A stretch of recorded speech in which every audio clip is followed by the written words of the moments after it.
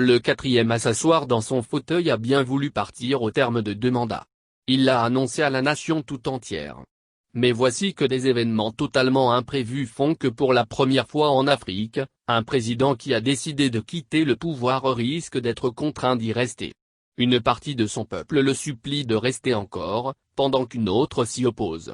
Personne ne sait comment la situation évoluera, d'autant plus que l'intéressé lui-même ne s'est pas encore prononcé et que tout dépendra de ce qu'il décidera. À l'analyse de tout cela, ma conviction est qu'Houphouët-Boigny est fâché contre nous. Je m'explique, tout en sachant que tout cela relève de l'irrationnel, mais je l'assume. Il y a quelques années, le maire de Cocody avait érigé une grande statue de Saint Jean à un carrefour de sa commune pour demander sa protection. Ils sont nombreux, les chrétiens qui ont à leur domicile une statue de Marie, la mère de Jésus, devant laquelle ils se prosternent régulièrement pour demander protection et faveur. Et dans toutes leurs prières, ils demandent également les faveurs des autres saints qui se trouveraient au paradis. Cela veut dire qu'ils ont la conviction que les âmes de ces personnes que l'on appelle des saints se trouvent dans un endroit d'où elles peuvent interférer dans la vie ici-bas. On peut donc croire que l'âme d'Houphouët-Boigny se trouve aussi quelque part d'où il peut interférer dans nos vies. Est-il dans le même endroit que les saints chrétiens? Pourquoi pas, lui qui bâtit la plus grande basilique chrétienne du monde avant de s'en aller. Mais une chose est certaine, c'est qu'aucun de ces saints que les chrétiens ivoiriens prient, dont très peu sont africains, ne connaissait la Côte d'Ivoire qui n'existait d'ailleurs pas de leur vivant. Honnêtement, entre ces saints et Houphouët-Boigny qui a façonné ce pays et lui a donné les bases sur lesquelles il repose aujourd'hui, 27 ans après sa mort, qui est le plus susceptible de s'intéresser au sort de la Côte d'Ivoire et d'interférer pour elle? Pour moi, c'est Houphouët-Boigny. Mais il a toutes les raisons d'être fâché.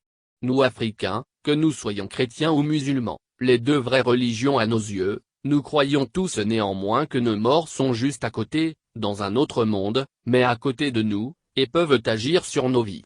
Faisons donc l'effort de croire qu'Houphouët-Boigny aussi est à côté et nous regarde, comme les ancêtres des Européens et des Juifs que l'on appelle les saints. Qu'avons-nous fait de son héritage? D'abord son héritage matériel. Son premier successeur, Henri Konan Bédié, a détruit la maison où il avait vécu pour la transformer à son goût afin de s'y installer. Comme s'il n'y avait pas d'autre endroit dans la ville d'Abidjan où il pouvait vivre. Est-ce un hasard s'il n'a passé qu'une seule nuit dans cette maison, la dernière de son règne? Robert Guéhi est arrivé au pouvoir par les armes. Ce qu'Houphouët-Boigny abhorrait. C'est une foule aux mains nues qui l'a chassé du pouvoir. Laurent Gbagbo, adversaire de toujours d'Houphouët-Boigny, lui non plus, n'a pas trouvé d'autre endroit pour vivre que dans la maison d'Houphouët-Boigny. Il y a été bombardé. La première résidence d'Houphouët-Boigny, celle où avaient vécu Bédié et Afin Guessan, avait été abandonnée à des squatteurs qui l'avaient saccagée. C'est seulement maintenant que cette résidence est en train d'être réhabilitée. Celle de Yamoussoukro est pratiquement abandonnée. Personne n'a pu en faire un musée, ou un palais présidentiel comme il en rêvait. Tout le monde a promis de transférer effectivement la capitale à Yamoussoukro, mais personne ne l'a fait. Alassane Ouattara avait promis de s'installer à Yamoussoukro, il ne l'a pas fait. Personne n'a pu ériger à Houphouët-Boigny un monument digne de lui, lui le premier président de ce pays, lui dont tout le monde se réclame, lui qui a rayonné dans toute l'Afrique et dans le monde, pas un musée ou un mausolée comme son adversaire Nkrumah, qui avait pourtant été renversé par un coup d'État, en a eu dans son pays, pour que toutes les générations à venir se souviennent de lui. Un tel monument aurait-il ruiné la Côte d'Ivoire? Nous n'avons même pas été fichus de planter un panneau à l'entrée de Yamoussoukro ou devant sa résidence pour indiquer qu'il s'agit du village du premier président de notre pays et de l'endroit où il vécut et a été enterré. Que nous a fait cet homme pour que nous le traitions ainsi? Pourquoi voulons-nous que son âme soit contente de nous? Qu'avons-nous fait de son héritage politique? Vers la fin de sa vie, Houphouët-Boigny avait fait de la paix sa seconde religion. Il a construit à Yamoussoukro la plus grande basilique du monde, baptisée Notre-Dame de la Paix, ainsi qu'une fondation pour la recherche de la paix et il a créé un prix logé à l'UNESCO pour récompenser ceux qui œuvrent dans le monde pour la paix. Qu'avons-nous fait après lui?